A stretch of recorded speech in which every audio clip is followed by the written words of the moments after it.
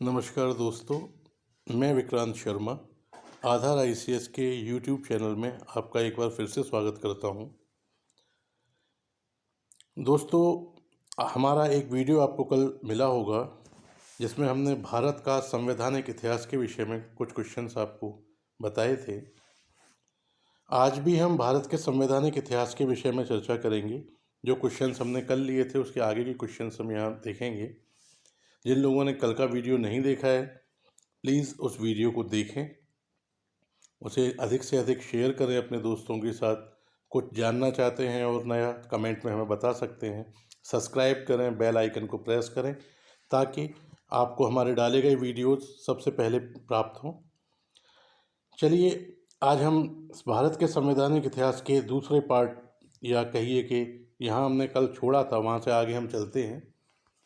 आपके लिए आज का पहला क्वेश्चन जो है वो ये दिया गया है कि संविधान निर्माण हेतु संविधान के गठन का प्रस्ताव सर्वप्रथम कब किया गया था।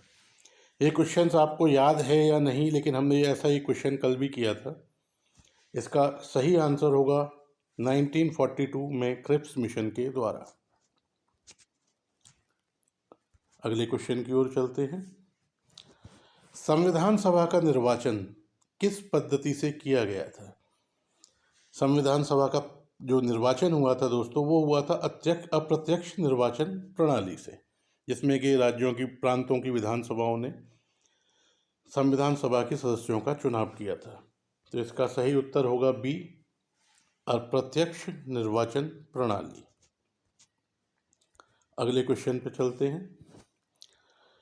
ऐसी कौन सी रियासत थी जिसके प्रतिनिधि संविधान सभा में शामिल नहीं हुए। 4 ऑप्शंस हैं आपके सामने: जूनागढ़, हैदराबाद, लोहा या इनमें से कोई नहीं। इस प्रश्न का आंसर होगा हैदराबाद। दोस्तों, हैदराबाद के जो प्रतिनिधि थे वो हमारी संविधान सभा में शामिल नहीं हुए थे। चलिए नेक्स्ट क्वेश्चन लेते हैं। अंतरिम सरकार के उपाध्यक्ष कौन थे।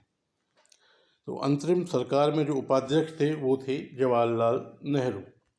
अगर आपसे यह पूछा जाता है कि अध्यक्ष कौन थे, तो आपका उत्तर जाएगा लॉर्ड माउंटबेटन। देखिए, इस जगह आपको क्लियर करना चाहेंगे कि 3 चीज़ें आपको ध्यान रखनी है। एक, अंतरिम सरकार जो 1946 की कैबिनेट मिशन योजना के तहत बनी थी, जिसका कार्य प्रशासन को चलाना सीखना था, देखना था कैसे प्रशासन चलाया जाएगा। दूसरी थी संविधान निर्मात्री सभा, जिसने हमारे संविधान का निर्माण किया था। और उसके बाद आएगा स्वतंत्र भारत की सरकार। तो जो अध्यक्ष और उपाध्यक्ष या किसी भी समिति के अध्यक्ष मिलेंगे वो आपको इन तीनों ही पोर्शन से मिलेंगे। तो आपको काफ़ी ध्यान रखना है क्वेश्चन को पढ़ते समय। इसमें पूछ रहा है वो अंतरिम सरकार, कहीं कहीं क्वेश्चन आएगा वहाँ आपसे पूछेगा कि संविधान सभा में किस समिति के अध्यक्ष कौन थे, या आगे आपसे क्वेश्चन आ सकता है कि स्वतंत्र भारत के पहले गृह मंत्री कौन थे। तो आपको इन चीज़ों का यहाँ पर विशेष ध्यान रखना होगा। चलिए इसी के साथ नेक्स्ट क्वेश्चन की ओर चलते हैं। अंतरिम सरकार में गृह मंत्री कौन थे। तो इसका सही उत्तर होगा सरदार वल्लभ भाई पटेल। Next question. सर्वप्रथम औपचारिक रूप से संविधान सभा का विचार किसने प्रतिपादित किया था। तो दोस्तों, इसमें 4 ऑप्शंस आपके सामने हैं: राजेंद्र प्रसाद, अलेक्जेंडर M.N. रॉय और आचार्य कृपलानी। इस प्रश्न का सही उत्तर है M.N. रॉय। नेक्स्ट क्वेश्चन की तरफ चलते हैं आगे हम। अगला क्वेश्चन है कि संविधान सभा के चुनाव में कांग्रेस को कितनी सीटों पर जीत मिली थी। कोई प्रश्न आपसे पूछ रहा है कि जब संविधान सभा चुनी गई थी तो कितने कांग्रेस के लोग थे जो कि अपनी सीटें जीत पाए थे। इस क्वेश्चन का सही आंसर होगा दोस्तों C 208। संविधान सभा के चुनाव में 208 सीटें कांग्रेस ने जीती थी। नेक्स्ट क्वेश्चन की ओर आगे चलते हैं। अगला क्वेश्चन है आपके सामने कि संविधान सभा के चुनाव में मुस्लिम लीग को कितनी सीटें प्राप्त हुई थी। ये भी महत्वपूर्ण प्रश्न है आपके लिए। जो आपको याद रखना पड़ेगा। तो संविधान सभा के चुनाव में मुस्लिम लीग को 73 जो सीट हैं वो प्राप्त हुई थी। नेक्स्ट क्वेश्चन आपके लिए,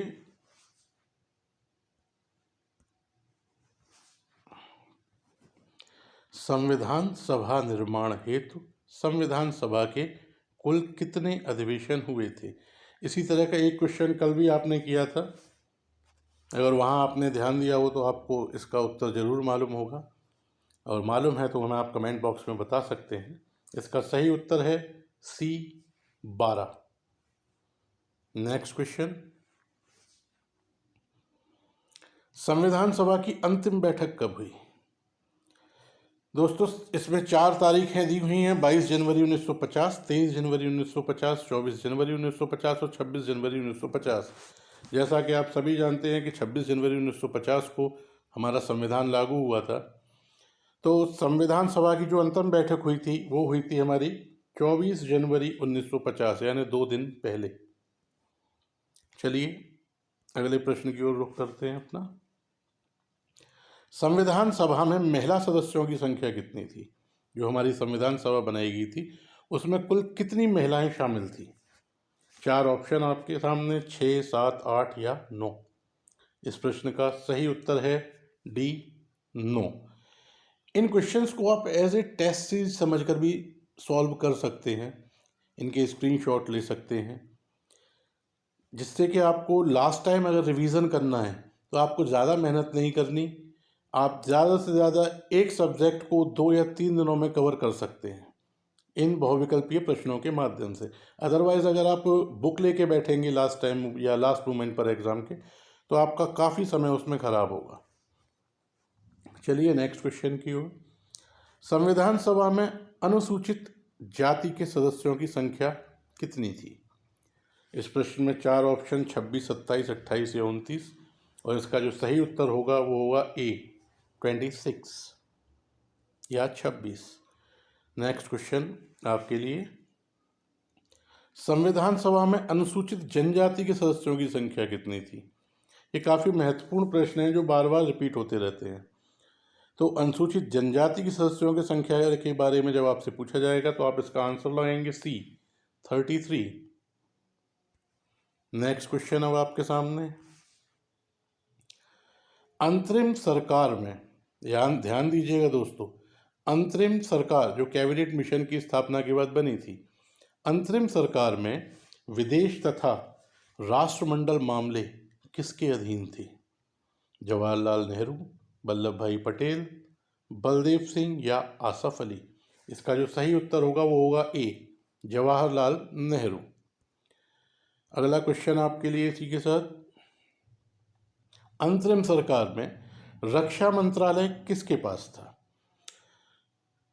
वल्लभ भाई पटेल, जॉन मथाई, आसफ अली या बलदेव सिंह? दोस्तों रक्षा मंत्रालय अंतिम सरकार में जो था वो था बलदेव सिंह के पास। इसका उत्तर होगा D बलदेव सिंह। अगला प्रश्न इसके बाद आपके सामने आ रहा है, अंतरिम सरकार में शिक्षा मंत्रालय किसके अधीन था? तो अंतरिम सरकार में शिक्षा मंत्रालय किसके अधीन था, यह क्वेश्चन भी काफ़ी बार आ चुका है और आगामी किसी भी परीक्षा में यह प्रश्न पूछा जा सकता है। इन क्वेश्चंस को सॉल्व करते समय अपने मन में कोई दुविधा मत रखिएगा कि ये हमारे एग्ज़ाम में काम आएंगे या नहीं आएंगे। मैंने आपको कल भी बताया था कि जर्नल स्टडीज़ या सामान्य अध्ययन जिन परीक्षाओं के सिलेबस में है उनके क्वेश्चंस यहीं से आएंगे, यही क्वेश्चंस वहाँ रिपीट करके पूछे जाते रहते हैं। ये हो सकता है कि उनका फॉर्म अलग हो, आपको घुमाने के लिए ऑप्शंस कुछ और दे दे, तो आपको थोड़ा इस चीज़ पर ध्यान रखना है और इन क्वेश्चंस को ध्यानपूर्वक आप बार बार सॉल्व कीजिए। आपसे यही निवेदन है ताकि आप अपनी परीक्षाओं में बेहतरीन परिणाम प्राप्त कर सकें। तो चलिए, अंतरिम सरकार में शिक्षा मंत्रालय किसके अधीन था? इसका सही उत्तर है C राजा गोपालाचारी। चलिए आगे चलते हैं। अंतरिम सरकार में रेलवे मंत्रालय किसके अधीन था? A Asaf Ali, B Liaquat Ali Khan, C Jagjivan Ram या डी राजेंद्र प्रसाद? तो इस प्रश्न का सही उत्तर है ए आसफ अली। नेक्स्ट क्वेश्चन पर चलते हैं। नेक्स्ट क्वेश्चन आपके सामने, अंतरिम सरकार में खाद्य एवं कृषि मंत्रालय किसके अधीन था? राजेंद्र प्रसाद, जवाहरलाल नेहरू, आसफ अली, जोगेंद्र नाथ मंडल? इस प्रश्न का सही उत्तर है ए राजेंद्र प्रसाद। नेक्स्ट क्वेश्चन इसी के साथ, अंतरिम सरकार में श्रम मंत्रालय किसके अधीन था? तो इसका सही उत्तर होगा, आप बताइए अगर आपको पता है तो कमेंट बॉक्स में, जगजीवन राम, लियाकत अली, जोगेंद्र नाथ मंडल या राजेंद्र प्रसाद? इसका सही उत्तर होगा जगजीवन राम। चलिए नेक्स्ट क्वेश्चन की ओर। अंतरिम सरकार में वित्त मंत्रालय किसके अधीन था? ए जोगेंद्र नाथ मंडल, लियाकत अली खान, आसफ अली, मोहम्मद अली जिन्ना?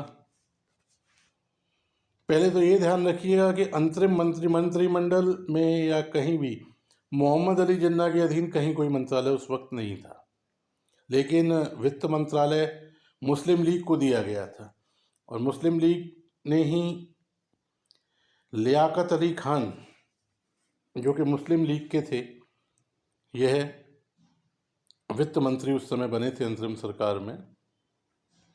चलिए आगे चलते हैं। स्वतंत्रता पश्चात गठित अंतरिम मंत्रिमंडल के प्रथम अध्यक्ष? दोस्तों याद रखना, यहाँ अंतरिम सरकार की बात नहीं हो रही, यहाँ बात हो रही है स्वतंत्रता के बाद गठित अंतरिम मंत्रिमंडल के प्रथम अध्यक्ष कौन थे? इस प्रश्न का सही उत्तर है सी राजा गोपालाचारी। उपाध्यक्ष पंडित जवाहरलाल नेहरू थे, लेकिन अध्यक्ष कौन थे? सी राजा गोपालाचारी। आपसे प्रश्न इस तरह भी पूछा जा सकता है कि स्वतंत्रता के बाद पहले भारतीय गवर्नर जनरल कौन थे? तो उसका भी जो उत्तर आएगा वो आएगा सी राजा गोपालाचारी। चलिए नेक्स्ट क्वेश्चन आपके लिए। डॉक्टर राजेंद्र प्रसाद को संविधान सभा द्वारा भारत का प्रथम राष्ट्रपति कब चुना गया? जैसा कि आपको मैंने बताया कब चुना गया होगा, आप भी अंदाज लगा के देखिए। भाई 26 जनवरी 1950 को तो हमने संविधान लागू कर दिया था। आपने अभी पहले क्वेश्चन देखा था, अंतिम बैठक संविधान सभा की कब हुई थी?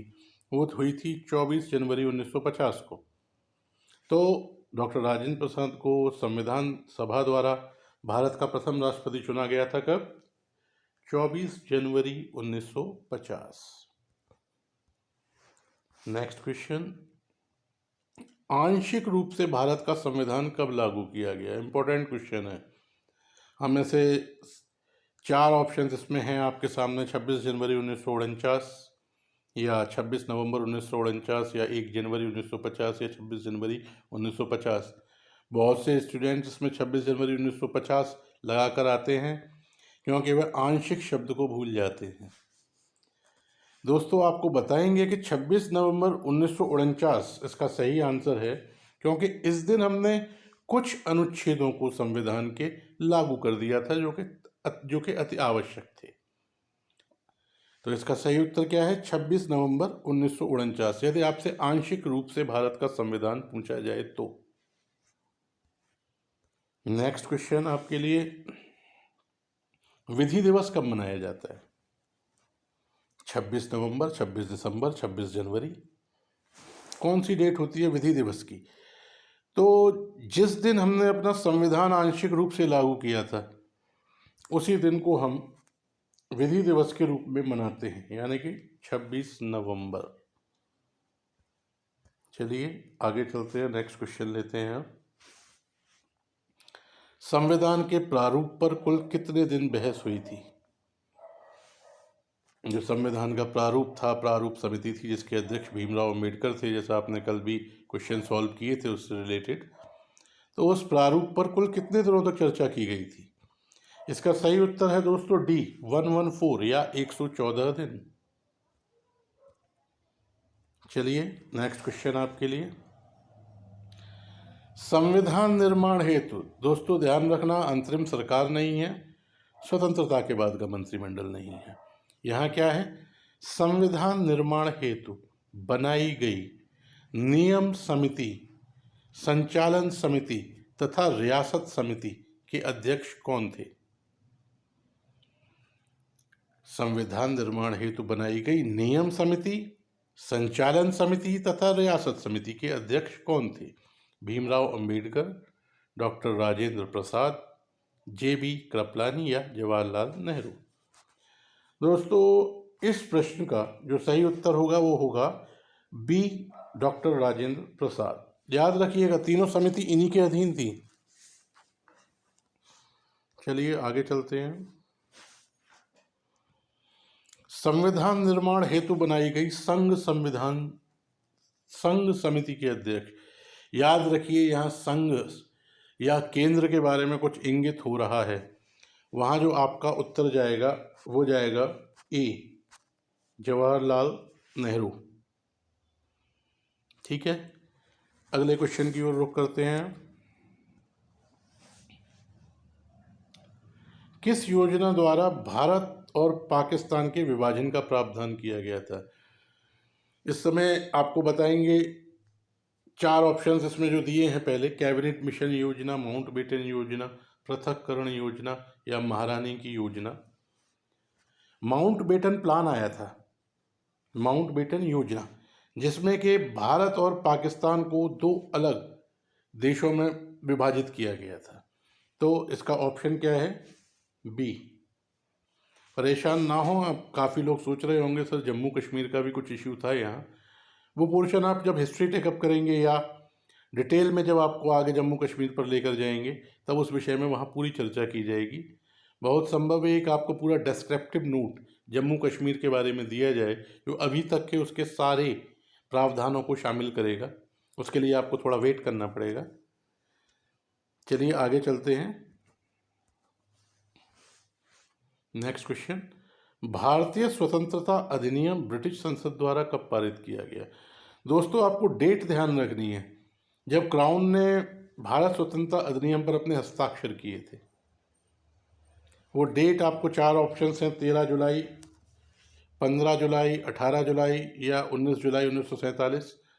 तो जब क्राउन ने इस स्वतंत्रता अधिनियम पर हस्ताक्षर किए थे, कब किए थे? 18 जुलाई 1947। नेक्स्ट क्वेश्चन, संविधान निर्माण हेतु बनाई गई संचालन समिति के प्रमुख कौन थे? यहाँ संचालन समिति, कार्य संचालन समिति पूछ रहा है, कार्य संचारण समिति भी आपको लिखा मिल सकता है।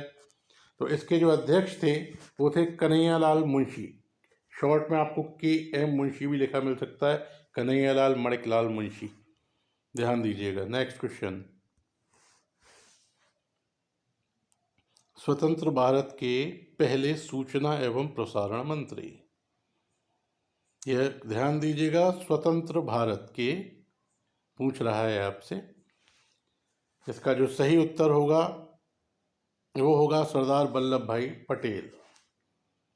ठीक है, या ऐसे भी पूछ सकता है कि भारत के पहले सूचना एवं प्रसारण मंत्री कौन थे, तो भारत स्वतंत्रता के बाद ही उसे माना जाएगा।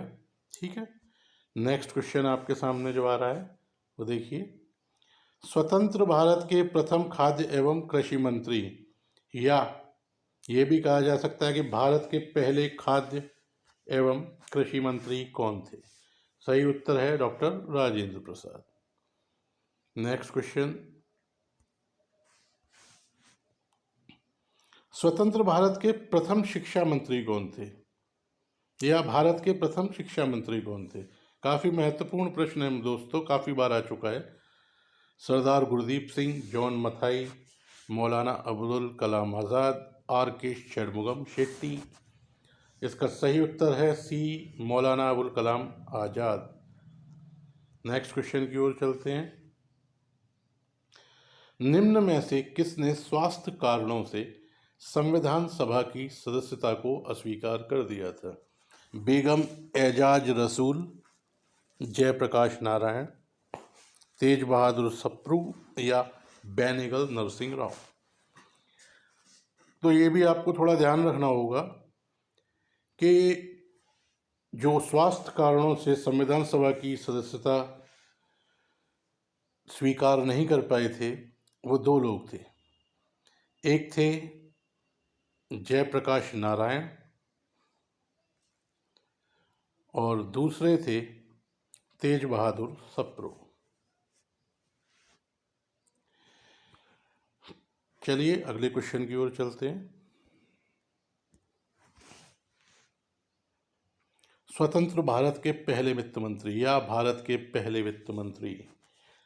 चार ऑप्शंस आपके सामने दोस्तों। सी.डी. देशमुख, R.K. षणमुगम शेट्टी, राजकुमारी अमृता कौर या रफ़ी अहमद। इसका जो सही उत्तर है आप लोगों को पता भी होगा, R.K. Shanmugam Shetty. Next question इसी के साथ चलते हैं आगे। स्वतंत्र भारत के प्रथम रेलवे एवं परिवहन मंत्री। स्वतंत्र भारत के प्रथम रेलवे एवं परिवहन मंत्री जगजीवन राम, जॉन मथाई, बलदेव सिंह, V.N. गॉडगिल। इन चार ऑप्शन में जो सही ऑप्शन है वो है B, John Mathai. Next question आपके लिए। स्वतंत्र भारत के प्रथम विधि मंत्री। काफी लोगों को पता होगा आपके बारे इस क्वेश्चन के बारे में, काफी महत्वपूर्ण प्रश्न है यह भी। भीमराव अंबेडकर, जोगेंद्रनाथ मंडल, मदन मोहन मालवीय, S. राधाकृष्णन। तो स्वतंत्र भारत के या भारत के पहले विधि मंत्री कौन थे? Doctor Bhimrao Ambedkar. Next question. स्वतंत्र भारत के प्रथम श्रम मंत्री। स्वतंत्र भारत के प्रथम श्रम मंत्री कौन थे? इसका उत्तर अगर आप लोग जानते हैं तो कमेंट बॉक्स में बताइए हमें। चार ऑप्शंस आपके सामने। राजकुमारी अमृता कौर, जगजीवन राम, जयप्रकाश नारायण, आसिफ अली। और इस प्रश्न का जो सही उत्तर है वो है जगजीवन राम। चलिए नेक्स्ट क्वेश्चन की ओर। स्वतंत्र भारत के प्रथम रक्षा मंत्री। सरदार बलदेव सिंह, जॉन मथाई, लीला रे या अंशु मेहता। इस प्रश्न का दोस्तों सही उत्तर है सरदार बलदेव सिंह। Next question. स्वतंत्र भारत के प्रथम वाणिज्य मंत्री कौन थे? इसके चार ऑप्शन। राजकुमारी अमृता कौर, C.H. भाभा, जगजीवन राम और J.R.D. टाटा। इस प्रश्न का दोस्तों सही उत्तर है C.H. भाभा। तो दोस्तों इस वीडियो में आज के लिए इतना ही। आज के वीडियो के साथ हमने भारत के संवैधानिक इतिहास को पूरा कर लिया है। आगे नए टॉपिक्स पर आपको वीडियो मिलेंगे। जिन्होंने ये दो वीडियो नहीं देखे हैं प्लीज़ इन्हें एक बार देखिए, लाइक कीजिए, सब्सक्राइब कीजिए। कुछ जानना चाहते हैं तो कमेंट कीजिए और साथ ही हमें बताइए अगर कोई दुविधा है तो वो हम आपकी ज़रूर जानना चाहेंगे। कोई पोर्शन स्पेशल अगर आप चाहते हैं कि सर आप इसके बारे में क्वेश्चंस लीजिए, हमें बताइए, तो वो पोर्शंस भी हम आपके लिए कंप्लीट करेंगे। सभी पोर्शंस आपको कोशिश यही होगी ज़्यादा से ज़्यादा कि ऑब्जेक्टिव क्वेश्चंस टाइप में मिले, ताकि लास्ट टाइम रिवीजन में आपका टाइम वेस्ट ना हो। ठीक है। अच्छा दोस्तों, इस वीडियो को देखने के लिए, लाइक करने के लिए आपका बहुत बहुत धन्यवाद। अब आपसे मुलाकात होगी अगले वीडियो में। Thank you.